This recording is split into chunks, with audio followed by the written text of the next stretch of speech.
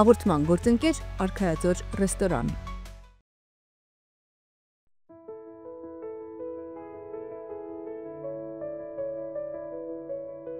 Բարև ձեզ, պարոն Մանասյան, շնորհակալ եմ, որ հյուր եկաք։ Ես շնորհակալ։ Ինչպե՞ս եք։ Շատ լավ, ինչպե՞ս եք։ Լավ, օրը լավ է։ Շնորհակալ։ Ապրեք, շնորհակալ եմ, շատված եմ։ Աշխատանքային օրը մեր տաղավարից եք սկսելու։ Շատ լավ է։ Կարծում եմ, շատ ավես լավ հարցազրույց։ Այո, խոստանում եմ ես դա ձեզ։ Պարոն Մանասյան, հաջողության ճանապարհը հեշտ չի տրվում, հարթում ենք։ Հաջողության ճանապարհը դա մարդ ինքն է կերտում։ Ոնց կերտեց, տենց է կտրվի։ Եթե ինքը հասկացավ ուր է գնում, ավելի հեշտ կտրվի։ Եթե չպատկերացած, շատ դժվար է դնում երևի նպատակին չհասնի։ Կա վերջակետ, որ վերջ ամեն ինչ ունենք արել ենք։ Վերջերս այդ հարցը ինձ մի հատ էլ տվեցի, ես կարծում եմ վերջակետ չկա, որտեղ հաջողություն ներդաշնակության պես մի բան է։ Հաջողակ մարդը նա չի, որ շատ գումար ունի։ Հաջողակ մարդը նա է, որ ներդաշնակ է կյանքի միջավայրի իր հետ։ Սեփական ներդաշնակությունը միշտ աճում է, միշտ զարգանում է, միշտ փոփոխվում է, դրա համար հաջողությունը այտենց հարաճուն մի հատ բան է էլի։ Ձեր հարուստ հաջողության ճանապարհով կիսվեք այսօր։ Սիրով։ Շնորհակալ եմ։ Համեցեք։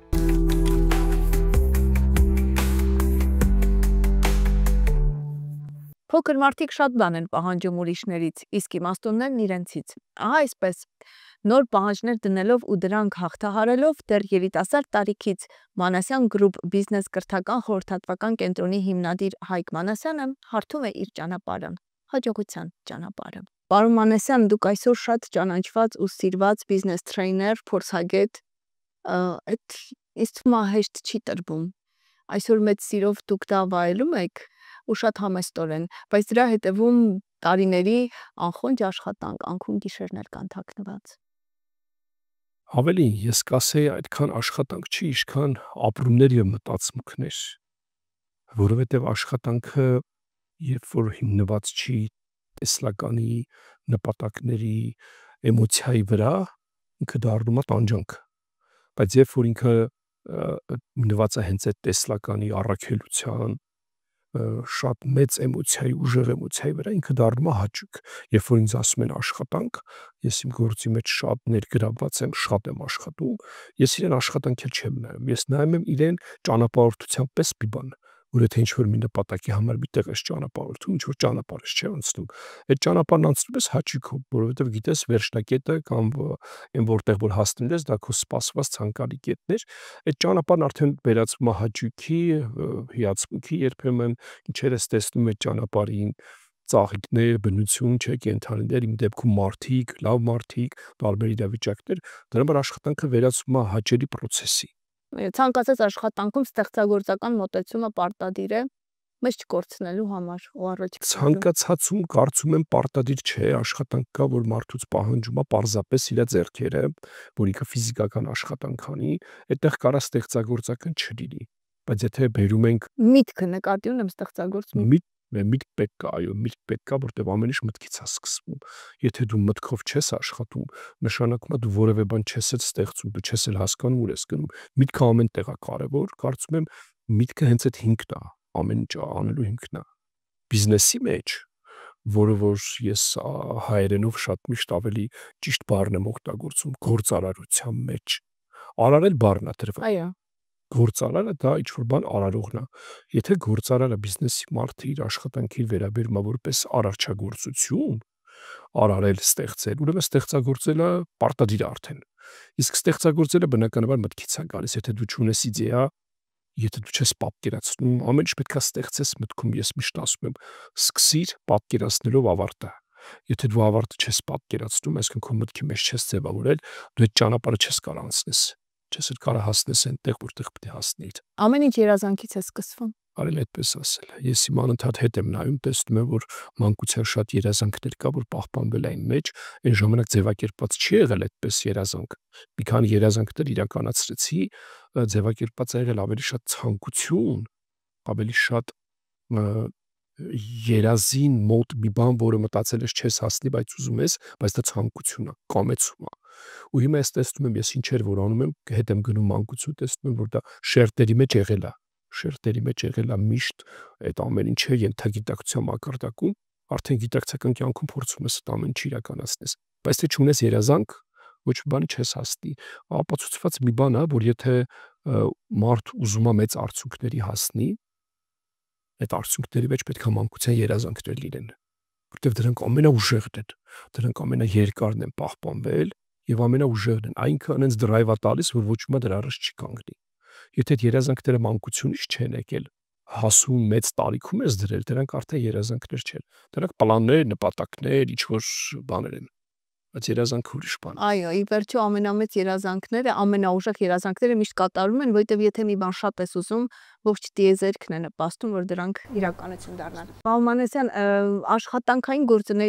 գործունեության ճանապարհի հիմնաքարը բավական երիտասարդ տարիքում դրվեց։ Այո, եթե ֆորմալ վերցնենք, ֆորմալ արդեն որպես ինստիտուցիոնալ աշխատել եմ, իմ առաջին աշխատանքային փորձը սկսել է Կենտրոնական բանկից 98 թվականին, ժամանակ 24 տարեկան էի, բայց իրական աշխատանքի մեջ ես շատ վաղուց եմ եղել, երբ որ երկիրը փոխվեց, այդ փոփոխությունները եղա, ես արդեն բիզնես էի անում, առևտրի մեջ էի, առքուվաճառք, տարբեր այդպիսի բաներ էի անում, սեղանիկներ ունեի, խանութ ունեի եւ այլ, այդ ինչ որ այդ ժամանակ պոպուլյարն ու տարածվածն էր եւ պետք էր աշխատել շատ վաղուց, կարելի ասել 17 տարեկանից արդեն եղել եմ այդ շարժի մեջ։ Կարծում եմ այն ժամանակվա համար վաղուց էր։ Հիմա ավելի լավ երիտասարդություն է գալի, իրանք 15-16-ից ռեալ աշխատանքների մեջ են, մտնում են, փորձ են ձեռք բերում, դա շատ ճիշտ է։ Պարոն Մանասյան գրուպը ստեղծման օրվանից մեծ նպատակ ու գաղափար էր իր առջև դրել։ Գաղափարը եկավ շատ մի հետաքրքիր իրավիճակից, ընդհանրապես խորհրդատվական ընկերություն հիմնելու։ Ես քանի որ շատ տարբեր ոլորտներում հարուստ աշխատանքային փորձ էի կուտակել, մոտ 12-13 տարի աշխատելու մեծ փորձ էի կուտակել, ավելի շատ դեռ, երբ որ հիմնեցի արդեն իմ ինստիտուցիոնալ փորձը մոտավորապես 17 տարվա էր։ Տարբեր ընկերություններում, տարբեր պաշտոնների, տարբեր ոլորտներ, ինդուստրիաներ, ես միշտ մի բան էի տեսնում, որ ամեն տեղ աշխատելուց իմ կարողությունների 30-ից մինչև 50%-ն էր օգտագործվում։ Այսինքն X ընկերությունում իրենց անհրաժեշտ էր ենթադրենք իմ օրինակ եմ ասում, ֆինանսական, վերլուծական այդ գիտելիքները այդ մասով է ամենաշատը ներդրվում։ Մեկ այլ ընկերությունում իմ կառավարչական վերահսկողական ունակությունները, մեկ այլ տեղ իմ ամերիկյան կրթության լեզվական փորձը բանակցելու, հասկանում եմ, որ ամեն տեղ ինչ-որ մի բան ավելի շատ պետք, մնացած բաները պետք չի։ Ու ես ինչ-որ մի պահի հասկացա, որ ես իմ կյանքի ռեալիզացիայի մեջ ռեալիզացվում եմ 30-ից 50%-ով։ Մնացած 50%-ը մնում է դուրս։ Երկար մտածեցի ոնց անեմ, արդեն այդ ժամանակ իմ առաքելության ձևավորումն էր, ես ինչ եմ ուզում կյանքում ինչի հասնեմ եւ ինչ ձևավորեմ, հասկացա, որ ես մաքսիմում եմ ուզում ինձ ռեալիզացնեմ եւ այդ դրանից էլ այն կողմ, այսինքն ավելի լայնացնեմ սպեկտրը, հասկացա, որ այդպեսով ես չեմ կարող ամեն ընկերություն շոու բան, մտածեցի ինչ անեմ, որ ես ֆուլ ռեալիզացնեմ, հասկացա, ես պետք է ստեղծեմ մի կառույց, որտեղ ես կկարողանամ գիտելիքները 100%-ով ներդնեմ եւ այդ ամբողջ կուտակածը սկսեմ դարձնեմ արժեքը դարձնեմ պրոդուկտը դարձնեմ վաճառքի ենթակա ինչ-որ ծառայություն եւ կարողանամ հանեմ բիզնես հանրությանը։ Եվ այդտեղից եկավ բիզնես խորհրդատվական ընկերություն հիմնելու գաղափարը, որտեղ ամեն ինչ ամեն ուղղությամբ կարող ես տանել առաջ, եթե դրա կարիք կա, եթե դու լավ ես դա անում, հաստատ լեքը վերցրել։ Այդտեղից էլ եկավ խորհրդատվական ընկերություն հիմնելու գաղափարը ու այդպես էլ սկսեցի։ Այո, եւ Մանասյան խորհրդատվական ընկերությունը եղավ առաջին օգնությունը գործարարներին, բիզնես ընկերություններին։ Այո, երբ որ ես հիմնեցի, իր անունը ուրիշ էր, կոչվում էր IBS Consulting Group, երկար մենք այդ անվան շուրջ մտածում էինք, Innovative Business Solutions, ինովացիոն բիզնես լուծումներ, այդպես հապավում IBS Consulting Group, մի քանի տարի այդ բրենդի տակ էինք աշխատում, հանրությունը բիզնեսը գիտեր, ես ընկերությունը հիմնել եմ ուրեմն դժվարի պիրուդում, ուրեմն ֆինանսական ճգնաժամի 2010 թվականի, երբ որ համաշխարհային ճգնաժամեր, իսկ գործընկերներս ասում են, այս ճգնաժամի ինչ խորհրդատվություն, ես ասացի, որ հիմա է հենց խորհրդատվությունը պետք, հիմնեցի եւ առաջին պատվիրատուները եղել են շատ հարգելի, պատվելի գործարարներ Հայաստանում շատ անհանած, դեռևս չեմ ուզում անունները շոշափեմ, ինչ-որ մի առիթով դրա մասին կխոսեմ, շատ հարգելի պատվելի մարդիկ են եղել, կայացած բիզնեսներ, իրենք վստահեցին ինձ, ծառայություններ մատուցեցին, հետո շղթայաբար գնաց, երկրորդ պատվիրատուն պարզվեց այդ հայտնի գործարարի մանկության ընկերն է, պատահական դա պարզվեց ու այդ դրական ազդակները, որ ինքը ստացել էր, իրեն ավելի մեծ բան տվեց, վստահություն, որ արժի աշխատել, իրեն հետ սկսեցինք աշխատել էլի մեծ ընկերություն, հա, երրորդը պարզվեց, որ ասեմ կարող է զարմանալի թվա, որ այդ երրյակը մանկության ընկերներ են, եթե իրենք լսում են, ինձ կիմանան ում մասին եմ խոսում, ու այդպես շղթայով գնաց, արդեն վստահության վրա հիմնվեց ամեն ինչ, եւ IBS-ով մենք աշխատեցինք եւ մի օր փորձեցի անվան հետ կապված եմ ուզում ներկայացնեմ, փորձեցի մի հատ հարցախույզ անցկացնել իմ գործընկերների մեջ, հասկանալու համար մեր բացուցած ծառայությունների օգտակարությունը, արժեքը եւ ինչ իրենք կուզենային հավելյալ մեզանից ստանային, ու անձամբ ես մեծ հարցաթերթի կազմեցինք, անձամբ էի գնում մարդկանց մոտ, հանդիպում իրենց գործընկերների եւ անձամբ էի հարցազրույցը փորձում վարել, որ ես իրական պատկերը ստանայի, շատ հետաքրքիր մի բան կար։ Մեր մասնագետները հարցաշարի վերջում երկու հարց էին գրել։ Երբ որ ձեզ ասում են IBS Consulting Group, առաջինը ի՞նչ է գալի ձեր մտքում։ Մենք ուզում ենք բրենդինգ կալման, ուրեմն այսպես ասած բրենդինգ կալման հարցում անենք, perception-ի։ Ես այդ հարցը բոլորին տալիս եմ, ասում եմ լավ, վերջում երկու հարց ունեմ էլի ձեզ տալու, որ ասում են IBS Consulting Group, առաջինը ձեր մտքին ի՞նչ է գալիս։ Գիտեք ինչ էին ասում գործընկերները։ Ասում են առաջինը դու ես գալիս։ Ասում եմ լավ, ես մտածում եմ ուրիշ բաներ պիտի ասեին, էլի sense խորհրդատվական ընկերություն մասնագիտացված ո։ Առաջինը դու ես գալի։ Լավ։ Մի հատ էլ հարց ունենք, իսկ որ ասում են Հայկ Մանասյան, այդ ժամանակ ձեր մտքում առաջինը ինչ է գալիս, էլի շարադրում էին պրոֆեսիոնալիզմ, վստահելիություն, ինովատիվ մոտեցում եւ այլ այսեն շղթա, ու 99% այսինքն բոլորը ոչ մեկ ուրիշ բան չէր ասում առաջին ինչ է գալիս, ես էի գալիս իրանց մտքում, եկա երկար տենց վերլուծեցինք, հասկացանք, որ ռեբրենդինգի պիտի գնանք, IBS Consulting Group-ը պետքա դարձնենք Մանասյան Consulting Group, այդպես անենք, որ մարդիկ որտեվ ասոցացվում էր իմ հետ, ինձ վստահելով էին, իմ պրոֆեսիոնալիզմի մասին լսելով, իմ հետ շփվելով, իմ տեսլականը բիզնեսի հանդեպ իմ մոտեցումը ընդունելով, սիրելով, նոր հետ սկսում էին աշխատել։ Այսինքն ես էի դարձել իրենց համար չափորոշիչը, ոչ թե։ Ու այդպես մենք ռեբրենդինգ արեցինք, դարձանք Մանասյան Group։ Ու այդպես արդեն ինքը ավելի հասկանալի էր դառնում մարդկանց համար, ով է հետևում կանգնած այդ ամբողջ գործի, դե վստահությունը բիզնեսում ամենակարևորն է, այդ վստահությունը ես տենց փորձում եմ ամենաբարձր կետում պահեմ, ու այդպես գործարարվում։ Այո, ու հետո ինչ ուղղություններ զարգացրեցի գրուպի մեջ, ամենտեղ այդ Մանասյան ազգանունը ավտոմատ արդեն պիտի լիներ։ Ասեք Մանասյան բիզնես դպրոց։ Հիմա մենք ունենք տեստավորման կենտրոն մեծ Հայաստանում առաջումյակ բիզնես մասնագետների տեստավորման կենտրոն ենք ունել, Մանասյան Testing Center։ Վաճառքի դպրոց։ Վաճառքի դպրոցն է հենց, ունենք կադրային աջակցության կենտրոն, նոր ծառայություն ենք դրել բիզնեսներին տալիս ենք կադրեր, որակյալ կադրեր, միասին աշխատում ենք, հասկանում ենք ինչ մասնագետ է իրենց պետք, որոնում ենք, փնտրում ենք, պատրաստում ենք, այդպես։ Պարոն Մանասյան, ենթադրում եմ, որ նաև կադրերի խնդիր Մանասյան գրուպը պիտի ունենա, սխալվում եմ։ Բոլորը պետք ունեն։ Կադրերի ընտրության հարցում, նոր կադրեր գտնելու հարցում խոչընդոտներ չեն լինում։ Դժվար է կադրային ընտրության հարցը, շատ դժվար է այդ հարցը Հայաստանում, ես հասկացել եմ ոչ միայն Հայաստանում, դրսի հետ կապերի շնորհիվ էլ շրջագայությունից հասկանում, որ ամեն տեղ էլ հիմա այդ խնդիրը կա, ընդհանրապես պատկերացնում եմ, ինչի՞ց է որտեվ այդ Y եւ Z generation-ը որ եկավ, այդ սերունդները դրանք այլ ուրեմն ընկալման մարդիկ են, ֆոկուսը շատ դժվար է իրենց մոտ ստացվում, ինչ որ մասնավոր գիտության մեջ խորանալ չեն սիրում, որը մենք ասում ենք մասնագիտություն, դա հենց մասնավոր գիտությունն է, այդ ֆոկուսը որ չունեն խորանալ չեն սիրում, դժվար են որակյալ դառնում, դժվար են հղկվում, այդ խնդիրը ամենուր է։ Ես կադրեր ընտրելուց առաջնորդվում եմ մի հետաքրքիր մոտեցման համար։ Ես ընտրում եմ ճիշտ մարդու, իսկ մասնագետ ես իրեն կդարձնեմ։ Եթե մարդը ճիշտը չի, որովհետև դեռ Արիստոտելը իր աշխատություններում 2500 տարի առաջ ասում էր, որպեսզի երկիրը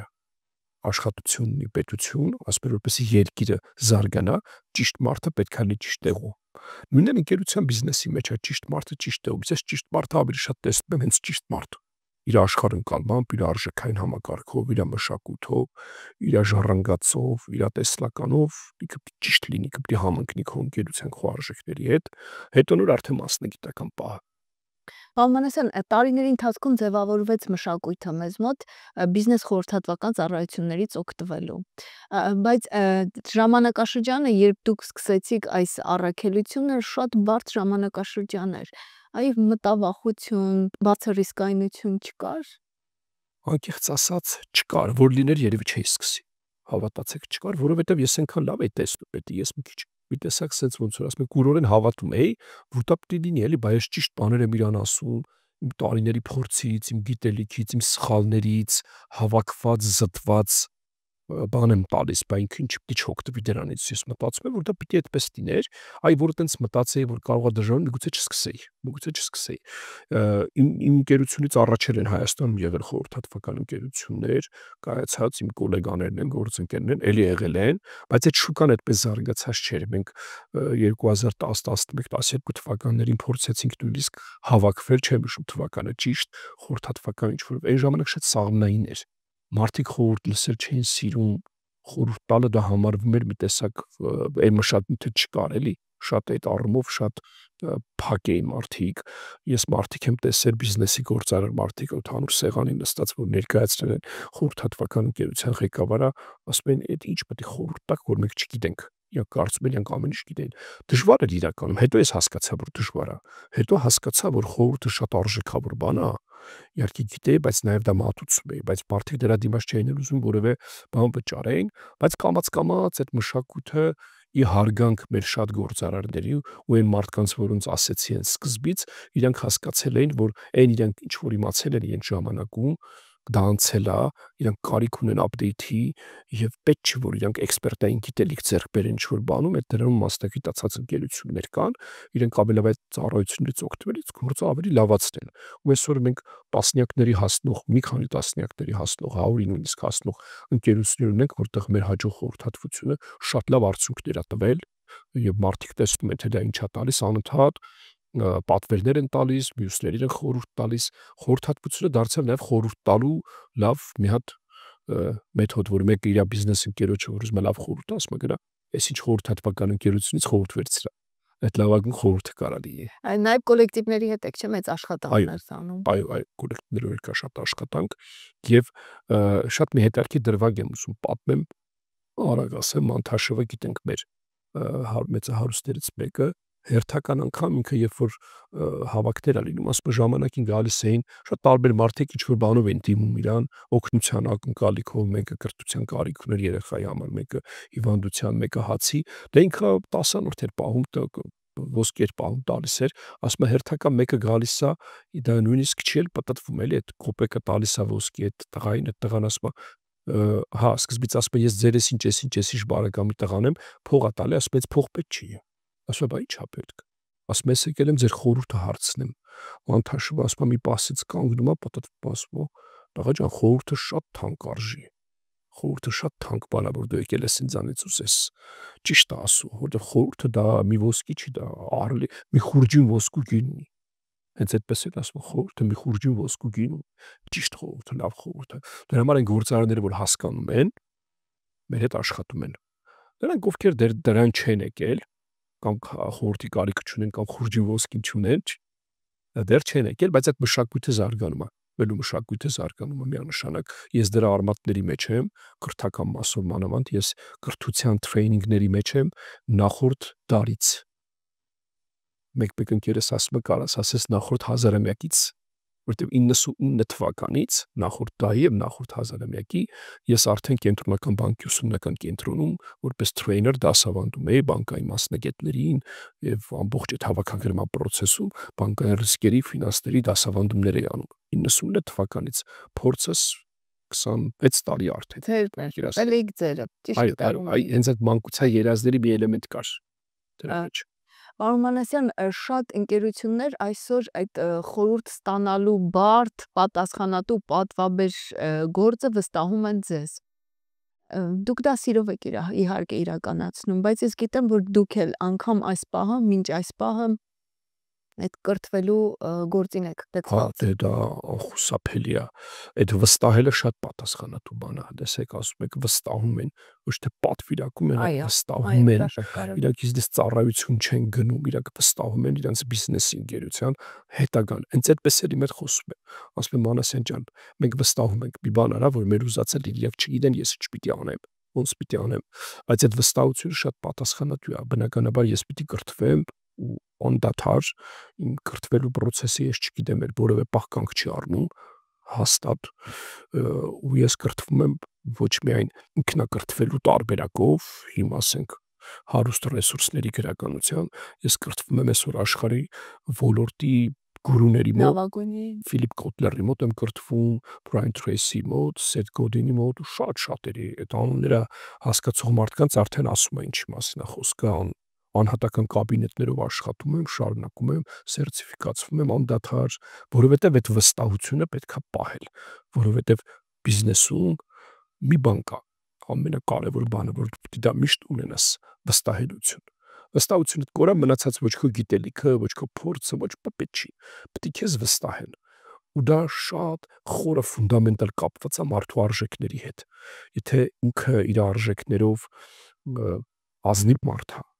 ինքը չի կարող խաբի դիմացինին, ինքը այդ արժեքները չի կրում խաբելու, ինչ-որ մի բան մի տեղից փախցնելու, ինքը ուրիշ տարբերակ չունի, որ պետք է ամեն ինչ անի, որ իրան վստահեն, իսկ ամեն ինչ անի վստահելը դա պրոֆեսիոնալ ազնիվ աշխատանքն է, ուրիշ տարբերակ չկա։ Այդ արժեքային համակարգից է գալու նաև։ Դուք հիմա հաջողության բանաձևը ձևակերպեցի։ Առաջ ավելի պերֆեկցիոնիստ էի, հետո մի քիչ պերֆեկցիոնիզմս մի քիչ թուլացրեցի, հիմա պահանջկոտ եմ, բայց պահանջկոտ չեմ պահանջելու առումով, այլ տեսնում եմ ես գործի որակի թերությունները ու ամեն ինչ փորձում եմ լավացնեմ։ Եվ մի կարևոր բան եմ հասկացել, որ միշտ չի որ պետք է կատարյալի հետևից գնաս, երբեմն կատարյալը խանգարում է այն լավը ստեղծելու։ Ես երբ որ մի լավ բան արդեն ստանում եմ, այդ լավ բանը հանում եմ շուկա։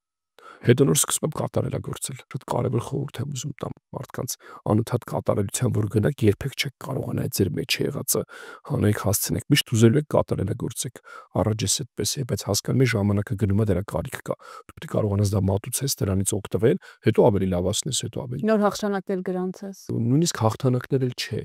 Մի հետաքրքիր միտք կա, ես ժամանակի շատ էի հետաքրքրված փիլիսոփայությամբ, իմ ամենասիրելի պաշտելի փիլիսոփաներից մեկը Նիցշեն էր, հիմա էլ ինքը Նիցշե մի հետաքրքիր բան է ասում, մարդու իմաստը, կյանքի իմաստը, դա մարդուց գերմարդ դառնալն է։ Այսինքն կատարելագործվել հասնել գերմարդու աստիճանին, չէ՞։ Ասում է քո ամբողջ ճանապարհը պետք է մի արձակած նետ լինի մարդուց գերմարդուն հասնելու։ Հիմա դրան հաղթանակ կասենք, թե կատարելագործվել կասենք, թե ինչ, բայց այդ ճանապարհը պիտի անցնես, չես կարող տեղում մնաս։ Դու եթե ուզում ես անընդհատ լավանաս, դու գնում ես առաջ։ Հաղթանակ ես չեմ էլ մտածում ում պիտի հաղթեմ, ամենաշատի ես իմ երեկվան պիտի հաղթեմ։ Ես ինձ երեկվային տեսակին պիտի, նույնիսկ պայքարը պիտի չլինի, որ հաղթեմ։ Ես այդ պայքար, մրցակցություն, ընդհանրապես իմ մեջ այդ հասկացողությունը գոյություն չունի, որովհետև դա դեստրուկտիվ է։ Ես մրցակցության մեջ չեմ էլ մտնում, նույնիսկ իմ հետ չեմ մտնում։ Ես գիծը բռնել եմ, գիտեմ ուր եմ գնում եմ այդտեղ։ Ավտոմատ ստացվում է։ Պարոն Մանասյան, Մանասյան գրուպը մի փոքրիկ խորհրդատվական ընկերությունից, ճյուղից սկսեց իր գործունեությունը։ Այսօր այն բավականին ընդլայնվել է։ Ես վստահ եմ, որ վաղվա տեսլականն էլ ձեզ համար շատ հստակ է ու շատ ավելի ընդլայնված։ Այո, տեսեք, որ ասեցի, ես փորձեցի խորհրդատվական ընկերություն, ուրեմն ստեղծեմ, որ իմ կարողությունները մաքսիմում օգտագործեմ, այդտեղ հենց առանցքային բանալին կարելի, ես իմ վրա եմ կենտրոնացել, իմ կարողությունների օգտագործման, ես այն ժամանակ նայում էի բուտիկ կոնսալտինգի կոնցեպտով, փոքրիկ, մի 2-3 աշխատող ենք, մինչև 4-5 ենք հասնում, էլի։ Ուրեմն այդ կոնցեպտով էի սկսել, բայց հիմա այնքան է պահանջները, ճյուղավորումները մեծացել, մեր տեսլականը, մեր փորձը, փորձառության կորը շատ է մեր աճ է, որ արդեն 2-3 հոգով անհնար է, մենք այսօր արդեն եւ գրուպի գաղափարը սկզբից էի դրել։ Ես սկսել էի պատկերացնելով շարունակությունը, ես գրուպ էի դրել, որ ինքը պետք է գրուպ դառնա, խմբեր դառնա։ Այսօր ինքը լիարժեք արդեն գրուպ է դառնում, որովհետեւ մենք ունենք տարբեր ուղղություններ, մենք ունենք կրթական ուղղություն, կրթական ուղղության մեջ բիզնես դպրոցն է, իր տարաբնույթ ուղղություններով, մենք ունենք խորհրդատվական ուղղություն, մենք ունենք քոչինգային ուղղություն, մենք ունենք կադրային աջակցության կենտրոն, մենք ունենք տեստավորման կենտրոն, դրանք բոլորը առանձին ուղղություններ են, որոնք արդեն հավաքվել են մի գրուպի մեջ, այսօր թիմ էլի սքեյլինգ ենք անում, մասշտաբայնացնում ենք բիզնեսը, նաև դրսի հետ ծրագրեր ունենք, սքեյլինգ ենք անում եւ ինքը լիարժեք արդեն գրուպի կոնցեպտի մեջ է, ցիկլը փակում ենք, մեր լոգոն էլ է այդ ասում։ Մի հատ կետից սկսում ենք, ամբողջ ցիկլը փակում, գալի ավարտում ենք, այսինքն բիզնեսը եթե մեր հետ ինչ-որ մի խնդրով ուզում է սկսի, մեր ծառայությունների, մեր ամբողջական գիտելիքի ամբողջականության շնորհիվ լրիվ կարա փակի։ սկսած գաղափարից, հետո դրա ներդրումից, հետո կադրերի վերապատրաստումից, սեփականատիրոջ անհատական քոչինգից, ամեն ինչը լիարժեք տալիս այդ բիզնեսին, որպես ինքը այստեղ այնտեղ չգնա եւ դա մեծ կորուստ է, որ ինքը մի ծառայությունից մի բան է վերցնում, մի ընկերությունից մի բան, երրորդից մի բան, ինքը դրանով շատ բան կարա գործնի։ Դրա համար այդ ամբողջ ցիկլը փակում է։ Այսինքն գործատուները պիտի հասկանան, որ հաջողության բանալին ձեզ մոտ է։ Այո, Շատ առումներով, այո, շատ առումներով մեր մոտ է։ Մենք կրում ենք դա մեր մեջ մեր փորձով։ Պարոն Մանասյան, ես մի բան եմ նկատել, ձեր աշխատելավոճը, ձեր տեսակը, ձեր ձեռագիրը տարբերվում է շատ։ Այո, էդ էլ է գալիս, կարծում եմ խառնվածքից է գալի, էլի որ ասում եմ մանկություն պատահական չեմ ասում, նախ ես շատ վառ ու պայծառ մանկություն եմ ունեցել, շատ հարուստ բոլոր առումներով, ես կյանքի փորձառության ամենահարուստ պերիոդը իմ մոտ եղել է մանկությունը, բնության հետ փորձառության, մարդկանց հետ շփումների, ինձնից տարիքում եղբայրներ ինձանից մեծ էին, միշտ իրենց ընկերների հետ էի շփվում, մեր բակը շատ հարուստ բնություններ, միշտ գեղեցկություն էի տեսնում, թիթեռներ, ծաղիկներ, շատ հարուստ էմոցիաներ եւ ընկալումներ եմ ունեցել, լցվել է մեջ շատ։ Հիմա վերադարձնում։ Հիմա ժամանակի ընթացքում ես նաեւ իմ անձնական զարգացման առումով շատ բազմակողմանի եմ, արվեստ, երաժշտություն, փիլիսոփայություն, սպորտ, շատ բաների մեջ եմ եղել, այդ ամեն ինչը իր հետքը թողել է։ Չէր կարա չթողեր, ու երբ որ եկավ այս աշխատանքը, ես հասկացա կրթությունս նաեւ, ես բոլորը ինձ գիտեն բիզնեսի, բիզնես կրթության, բիզնես որակավորումներով, բայց իմ ամերիկյան կրթությունը լրիվ ուրիշ ուղղությամբ է, քաղաքագիտություն, միջազգային հարաբերություններ։ Քաղաքագիտությունների, ես քաղաքագիտություն այն աշխատանքում, որով դուք իմաց։ Դե ես հատուկ նաեւ այդ ուղղությամբ գնացի, քաղաքագիտությունների մագիստրատուրան, դա լրիվ ուրիշ բան է, այն էլ ամերիկյան կրթությամբ, եւ դա ինձ շատ բան տվեց, մի հատ լրիվ ուրիշ կողմից տվեց։ Շատ ես ուսումնասիրում եմ աշխարհի ժողովուրդների փիլիսոփայություն, կրոն, զարմանալի բան, մենք ամերիկյան կրթության ժամանակ մի ամբողջ սեմեստր իսլամ ենք անցնում եւ Ղուրան ենք ուսումնասիրում, որպեսզի հասկանանք իսլամիկ աշխարհը ոնց է մտածում։ Այդքան տարբեր գիտելիքները միաձուլվեց, խառնվեց, նստվածք տվեց։ Այդ պատահական չի, այդ ամեն ինչի, եւ որ տարբերվում ես քո ամբողջ պարունակությամբ։ Եվ ավելի ես շատ լավ հասկանում եմ, որ եթե դու ինչ-որ մի բանում ուզում ես առաջ գնաս, միշտ առջևում լինես, ոչ թե հետևից գնաս եւ ինչ-որ ստեղից ընդերից կոպի անես, դու պետք է տարբերվես։ Դու պետք է դրականորեն, էական դիֆերենցվես։ Եվ այդ ուղղությունը իմ գործունեության եւ մեր բիզնես ստրատեգիայի հիմքն է։ Դրական դիֆերենցումը եւ օգտակար դիֆերենցումը։ Դա ձևավորվել է իմ, որտեղ բիզնեսը վերջին հաշվով իր տիրոջն է նմանվում, ձևավորվել է ինձնից, ոնց ես եմ, տենց էլ հիմա գնում է մեր ուղղությունները։ Ու այդպես էլ մենք խորհրդատվություն ենք տալիս։ Չկա տենց բիզնես երկու իրար նման ոլորտի, որ ես խորհրդատվություն տամ, ու ինչ-որ մի բան կրկնվի։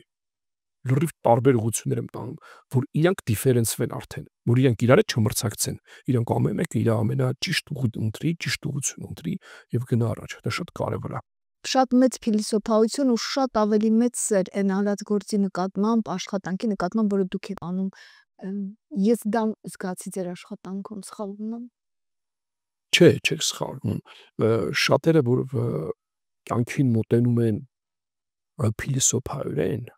ես կարծում եմ իրենք կյանք ավելի լավ են պատկերացնում, քան նրանք, ովքեր կյանքի մեջ մենակ պրակտիկ մասն են տեսնում։ Պատահական չեն ասում, որ փիլիսոփայությունը բոլոր գիտությունների մայրն է եղել։ Այդպես էլ կա հիմքն է եղել։ Բայց փիլիսոփայություն ասելով մարդիկ չեն հասկանում, սովետական ժամանակում մի քիչ վատ կարծիք կար, մարդու մի քիչ խոսում էր, ասում են փիլիսոփայում ես բացասական իմաստով, բայց փիլիսոփայությունը ֆունդամենտալ բան է։ Եվ երկու ուղղություն ունի, չէ՞, ինքը իդեալիզմ, մատերիալիզմ։ Այն մարդը, որ իդեալական իդեաների մարդ է, ինքը իդեալական, իդեալիստական ուղղությունն է գնում։ Պլատոն, Հեգել, չգիտեմ, այդ իդեալիստների ուղղությունը, ով որ իր տեսակով մատերիալիստ է, ինքը գնում ավելի մատերիալիստական բաների մեջ, ամեն ինչի մեջ ինքը ուզում է մատերիա տեսնի, այդպես մարդու դնթեով ի բնե եկած ուրեմն իր էությունն է։ Եվ այտենց էլ կառուցվում է իր ամեն ինչը։ Ես ավելի շատ իդեալիստ եմ։ Ես ավելի շատ իդեալիստական գաղափարախոսության կրողն եմ, ես իդեան եմ համարում առաջնայինը, դրանով եմ կառուցում մատերիան, եւ դրանով էլ ամեն ինչ արտացոլվում է իմ աշխատանքի գործի ամեն ինչի մեջ։ Եթե ես մարդու հետ իդեյնի գաղափարական ընդհանրություն չունեցա, ես իր այդ պրակտիկ իմպլեմենտացիա չեմ կարող ունենամ։ Պետք է գաղափարապես ես իր հետ ընդհանրություն ունեմ։ Մարդը ասում է, ինձ կարևոր չի գաղափարապես, ոնց թող գա պրակտիկին գործ անի գնա ինձ, դա ինքն էլ է ձևա։ չեմ ասում սխալ է, բայց իմ մոտ ավելի շատ է իդեոլոգիան է նստում։ Կարող ենք ասել, որ սա էլ թերևս պատճառներից մեկն է, ընկերությունները հաջորդ անգամ եւս մեկ անգամ նորից հանդիպում են ձեզ մոտ։ Երևի նախ ես հասել եմ գործում իմ կետում, որ ես եմ ընտրում ում հետ աշխատեմ։ Փառք Աստծո, ստիպված չեմ լինում աշխատեմ այն ընկերությունների հետ, որոնց հետ չեմ ուզում, բայց ստիպված եմ։ Ես եմ ընտրում, ես էլ հասկացել եմ ոնց եմ ընտրում։ Էլի այդ ինչ-որ գաղափարական ընդհանրություններից, արժեքային համակարգից ամենակարևորը որ գործարարը գալիս է իմ մոտ, ես միշտ մի հատ կոնտրոլի հարց ունեմ, էլի ասում եմ, ինչի համար ես դու այս ամեն ինչը անում։ Երբ որ ասում եմ, դե ինչի համար, շատ փող աշխատելու համար, իմ մոտ ահագին բան փոխում է։ Երբ որ ես հասկանում եմ, որ ինքը ավելի հեռուն է նայում փող աշխատելուց, ինքը իդեա ունի, նպատակ ունի, գիրք ունի, ինչ-որ մի բան ստեղծելու, արժեք ունի, առաքելություն ունի, տեսլական ունի, այդտեղ ես հասկանում, որ այս մարդու հետ մենք երկար կգնանք, հաստատ իմ տվածները իրան պետք կգա։ Եվ այդտեղից էլ ընտրվում է էլի այն գործընկերը, ում հետ արժի աշխատել։ Մենակ փող աշխատողների հետ ես չեմ աշխատում։ Այո, աղքատ մարդիկ են, այն մարդիկ, ովքեր միայն փող են դնում բիզնեսի հիմքում եւ ոչ գաղափար։ Որովհետեւ իք ամեն ինչի մենակ փողն է տեսնելու էլի։ Քո տված գաղափարի խորությունն է, թռիչքը չի տեսնելու։ Իր տված փողն է տեսնելու կամ ինչ-որ քո բերած փողը իրան։ Այդտեղից քան որ ես ընտրում եմ ճիշտ ընկերությանը, հավանաբար այդտեղից է ստացվում անց, որ մենք արդեն դիմացից ճիշտ գործընկերներ ենք լինում ու կամաց-կամաց մեր հարաբերությունները ավելի այնքան է փոխվստահությունը զարգանում, որ ինքը հասկանում է, որ իր բոլոր խնդիրների լուծումը պետք է փնտրի մեր մոտ, որտեղ մենք այդ ամեն ինչը տվել ենք, ոնց որ մարդիկ ունեն, չէ՞, այնց անհատական բժիշկ է այսօր արդեն դու այդ մշակույթը կա, որ բժիշկը ամբողջ քո պատմությունը պետք է ունենա, չէ՞, կամ չգիտեմ անհատական ինչ-որ մի ուրիշ մասնագիտության, այդպես է պետք է խորհրդատվական ընկերություն լինի, եթե ինքը ինչ-որ ուղղության մեջ խորը մասնագիտացած է։ Պետք չի որ ամեն ինչ անում, օրինակ մենք ֆինանսներ հաշվապահություն դզմանը չենք անում։ Կարանք, բայց չենք անում, դա մեր մեջ մտածենք վաճառք, մարքեթինգ, ստրատեգիա, կառավարում, այդ ամեն ինչի մեջ։ Վերջում ամեն ինչ տանում է վաճառքի, որտեղ վաճառքն է ժամանակակից բիզնեսի աստվածը, չկա վաճառք, չկա բիզնես։ Բայց այդ ընտրությունից սկսում է այդ հաջողությունը, այո, մենք կրկնակի պատվերներ շատ ունենք, շատ ունենք շատ խորհուրդ տալով եկած գործընկերներ, այսինքն մեկը մեկով գալիս են, բացի կայքից էլի որտեղ դրել ենք, որտեղ այդ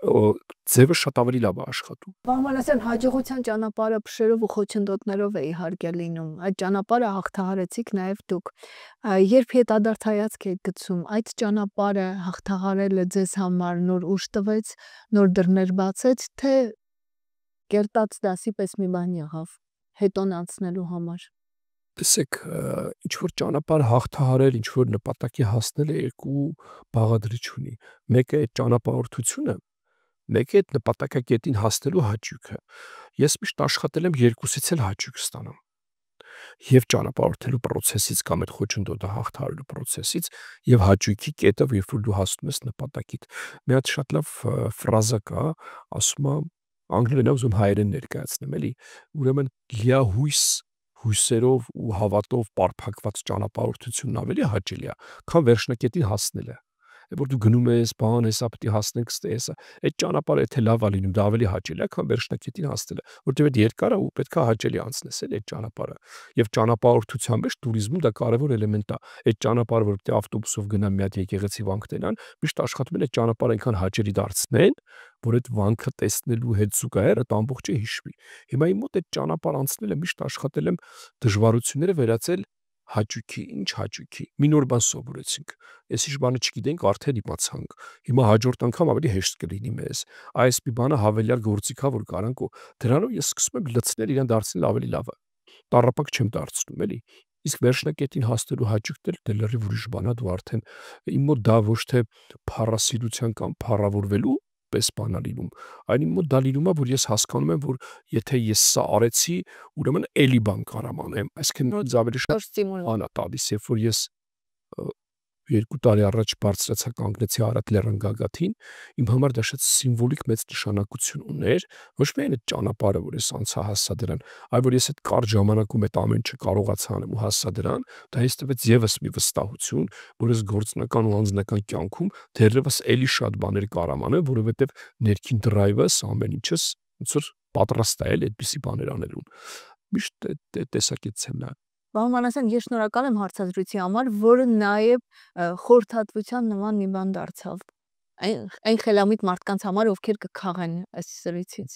Ես եմ շատ շնորհակալ ես հնարավորության համար, շատ հետաքրքիր եւ խելացի հարցեր տվեցիք, որը հնարավորություն տվեց ավելի բացվել, ավելի լավ ներկայացնել։ Շնորհակալ եմ շատ։ Կա ինչ-որ բան, ինչի մասին կուզեիք խոսել, ես չհարցրեցի։ Ամենակարևորը, եթե մենք բիզնես հանդրության հետ ենք խոսում, ես կուզենամ ասեմ, որ ամենակարևորը բիզնեսի մարդու, որ ինքը արժեքներ կրի,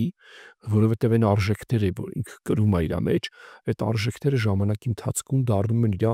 ամենա շատ մտածվող մտքերը, ինքը այդ արժեքների շուրջ սկսելու է մտածել։ Այդ մտքերը ժամանակի ընթացքում ինքը սկսել է կիսվել իր շրջապատի մարդկանց հետ։ Այդ որ կիսվեց մարդկանց հետ, օրից մի օր ինքը այդ մտքերից մեկով մի բան նախաձեռնելու է, որ նախաձեռնեց հաջող ստացվեց, ինքը դա կրկնելու է եւ այդ նախաձեռնությունը դառել է ճակատագիր։ Ամեն ինչ գալիս է ձեր արժեքներից, ձեր մտքերից ինչ եք կրում։ Եթե ազնվություն եք կրում, ազգասիրություն եք կրում,